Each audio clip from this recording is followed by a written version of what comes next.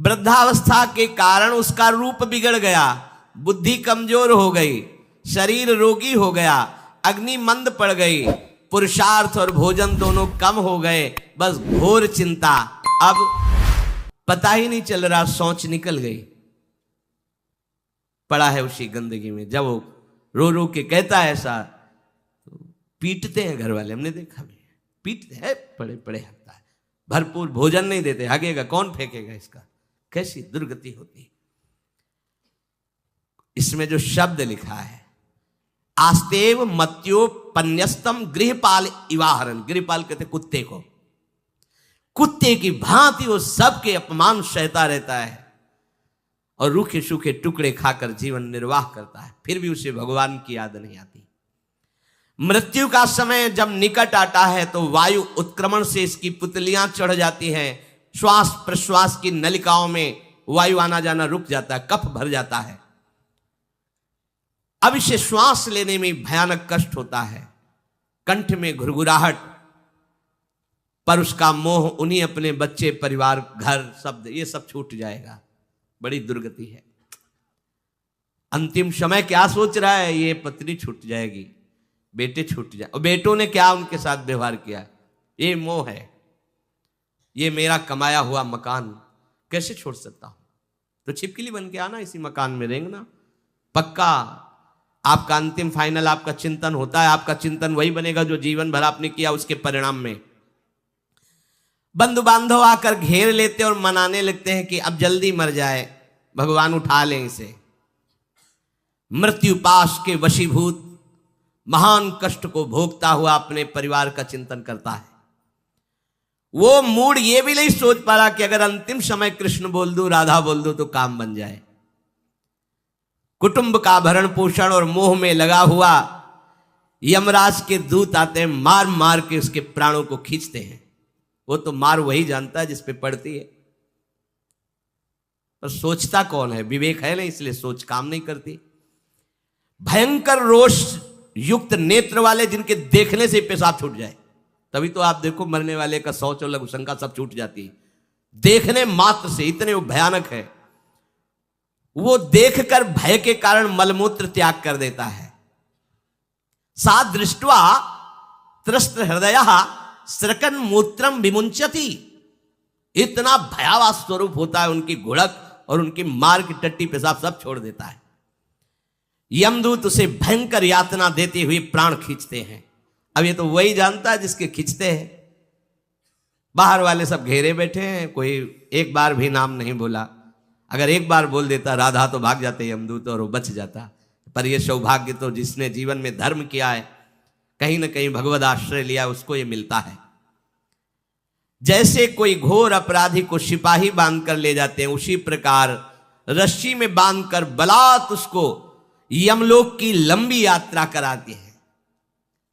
रास्ते में पिटाई, घुड़कियां, उसे प्यास लगती, पानी नहीं दिया जाता, तपती हुई भूमि पर चलाया जाता है, कुत्ते नोचते हैं, व्याकुल हो उठता है, भूख प्यास उसे बेचैन कर दी। पर यहां किसी की भूख नहीं मिटाई तो तुम्हें रास्ते में भोजन नहीं मिलेगा।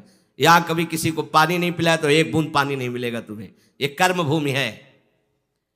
दावानल जैसी दहकती हुई भूमि पर उसे चलाया जाता है। तप्त बालुका में मार्ग में जब एक पग भी आगे बढ़ने की सामर्थ्य नहीं होती, मूर्छा जाती है, मार मार के उसे चेतना में लाते हैं यमदूत, फिर घसीटते हैं।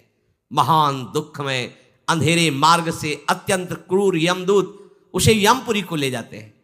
कितना मार्ग? 99,000 योजन मृत्यु लोक से। ये ऐसे नहीं कि कोई गप लिखी हुई है, नहीं नहीं। जैसे तिहाड़ जेल है, अब जानते ही नहीं तो क्या जानोगे, कहां तिहाड़ जेल, जाओ देखो जाके। आजीवन कारावास, कैसे बड़े कठोर कठोर, जैसा अपराधी वैसा दंड विधान। तो यहां थोड़ी दया है क्योंकि हृदय है, वहां हृदय नहीं है। वहां हृदयहीन शासक तुम्हारे पीछे लगाए जाएंगे। हृदय ही नहीं है, बस एक एक कर्म का हिसाब। जो हमने पढ़ा था पहली बार तो होश उड़ गए थे। जो यहां दूसरे का मांस खाते हैं ना, कोल्हू में पेरे जाते हैं। कोल्हू जैसे गन्ना नहीं पेरा जाता, लगा दिया, कोल्हू में पेरे जा रहे। मरना है नहीं, सोचो कितना कष्ट। फिर इसके बाद शमशी से मांस नोच कर उसे खवाया जाता है। होश में हो जाओ। 99,000 योजन का मृत्यु लोक से यमलोक का मार्ग है, लिखा हो 99,000 योजनानाम सहस्राणी नवतिम नवचाध्वनः त्रिभिर्मुहूर्तैर्द्वाभ्याम वा नीतः प्राप्नोति यातनः। एक योजन का मतलब 4 कोश, 99,000 योजन। इतने लंबे मार्ग को 2 या 3 मुहूर्त में तय करना, दौड़ा के 2 या 3 मुहूर्त, बहुत कम समय। फिर वहां पहले से तय, इसको इस नरक में डालो, इसको इस नरक में। वहां इतना समय, थोड़ी भीड़ लगी है। जैसे अपने एक फोड़ा हुआ तो अपने इतने कष्ट समझते, अस्पताल जाओ देखो चीख लगी, किसी पैर टूटा, किसी कुछ, ऐसे ही वहां सब हिसाब हो रहा है। उसको धधकती हुई लकड़ियों में जलाया जाता है, कहीं दूसरों के द्वारा काट काट कर उसको उसका ही मांस खिलाया जाता है। यमपुरी के कुत्तों के भयानक दांत होते हैं, जिंदा, अब मरना है नहीं, वहां भयानक गिद्धों के द्वारा आते खींची जाती है। यहां सांप बिच्छू डांस जिसको मारा है वहां भयंकर रूप रखकर उसका खून पीते हैं। हिसाब है बहुत होश में। यहां तुम किसी के शरीर को काट दो तो मर जाएगा, वहां ऐसा नहीं होता, वहां बार बार काटा जाएगा, मरोगे नहीं, पीड़ा वैसे ही होगी। बड़े भयानक कष्टों को भोगता है, तामिस्त अंध तामिस्त रौरव आदि नरकों को भोगता है। हे माता, भगवान कपिल देव जी कहते हैं, जो पुण्य आत्मा लोग होते हैं स्वर्ग आदि में जाकर पुण्य भोगते हैं, लेकिन दोनों को फिर गिरना होता है, क्योंकि वो भगवान का भजन नहीं किए, इसलिए पुण्य भोग कर मृत्यु लोक आते हैं, वो पाप भोग कर नरक से मृत्यु लोक आते हैं।